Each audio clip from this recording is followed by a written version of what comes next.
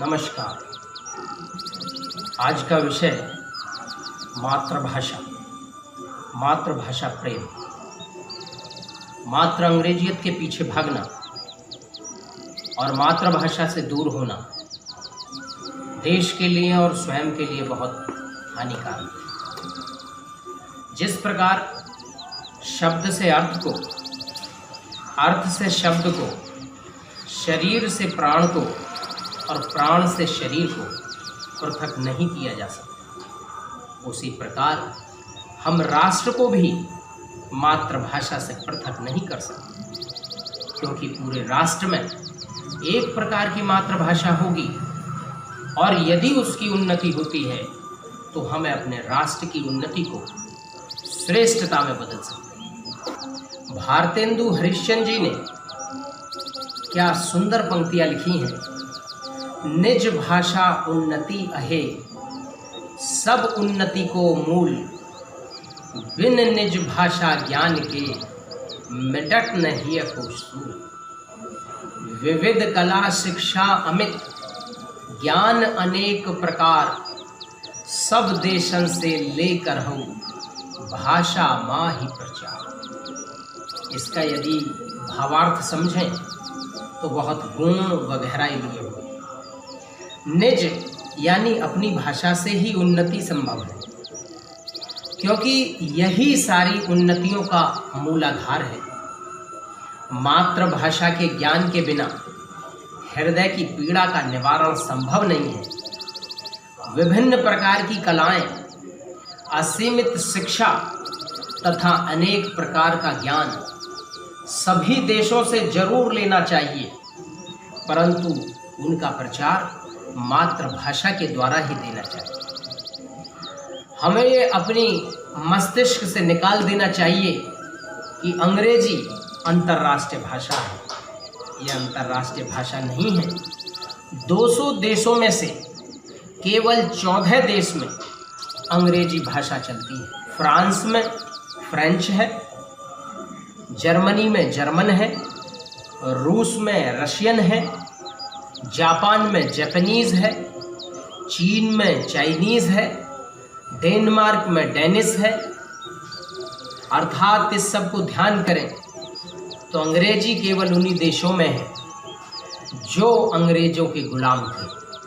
तो हमें भी इस गुलामी की दास्ता से बाहर आना चाहिए। समृद्धशाली देश और विकसित देश सब अपना व्यापार अपनी भाषा में करते हैं।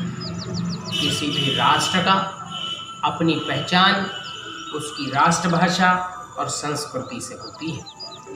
भारत में हिंदी को भी कवियों ने इस प्रकार प्रस्तुत किया कि हिंदी को वनवास दे, अंग्रेजी को राज, हमने 70 साल में कैसा गढ़ा समाज। हिंदी हिंदुस्तान में हुई सेविका आज, पटरानी बनकर यहाँ इंग्लिश करती राज। हिंदी में है चेतना, हिंदी में है प्राण और हिंदी में है देश का स्वाभिमान सम्मान।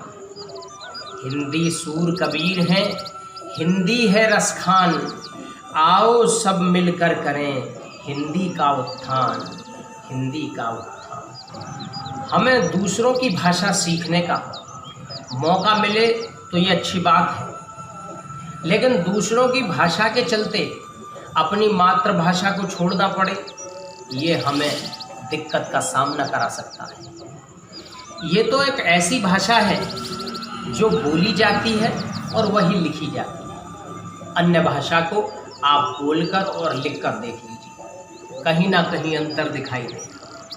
इसलिए कहा गया है, एक सूत्र में राष्ट्र को बांधे, ऐसा काम ये है करती, भिन्न भिन्न धर्म और जाति में एकता का ये दम भरती।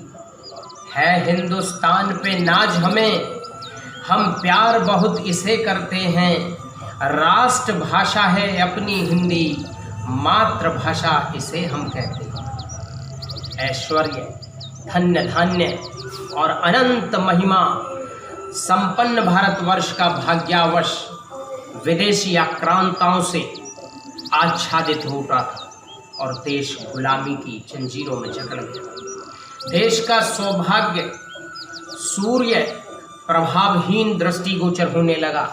यदि आप किसी राष्ट्र को अपनी दास्तां में आबद्ध करना चाहते हैं और यदि आपकी यह भी इच्छा है कि यह दास्तां चिरस्थायी हो और आपके नागरिक आपके अंधभक्त बन जाएं, तब आपको सबसे पहले उस देश की मातृभाषा को नष्ट कर देना चाहिए। ऐसा ही विचार अंग्रेजों का था और राष्ट्र की राष्ट्रता की भावनाओं को भूत के गर्भ में सुला देना चाहते थे। तो आप अपने देश की अमूल्य निधि मातृभाषा को समाप्त करना चाहते हैं, जबकि ऐसा नहीं होना चाहिए। लेकिन अब जागने का समय आ गया है। हमें अपनी मातृभाषा से, उस विदेशी दास्तां से मुक्त होना चाहिए, क्योंकि घोर निराशा में भी निज भाषा से सूर, तुलसी, कबीर, चैतन्य महाप्रभु और नानक जी जैसों ने आशा की किरण दिखाई थी, जो आज भी प्रासंगिक है। लेकिन ये सब मातृभाषा के कारण ही सब। क्या बच्चा मातृभाषा में अपनी क्या कोई बच्चा मातृभाषा में अपने लिए अपनी माता से कुछ मांगता नहीं? यदि वो मांगता है तो माँ के आंचल से प्यार नहीं उभरता क्या? इस मातृभाषा से ही राम और माता कौशल्या का वात्सल्य झलकता है। कृष्ण लीला और माता यशोदा का संवाद भी इसी मातृभाषा में अच्छा लगता है।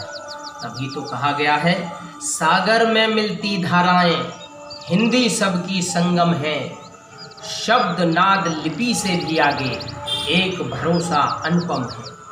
गंगा कावेरी की धारा साथ मिलाती हिंदी है, पूर्व पश्चिम कमल पंखुरी सेतु बनाती हिंदी है। ऐसा नहीं है सारी बातें अंग्रेजी से समझी जाएं।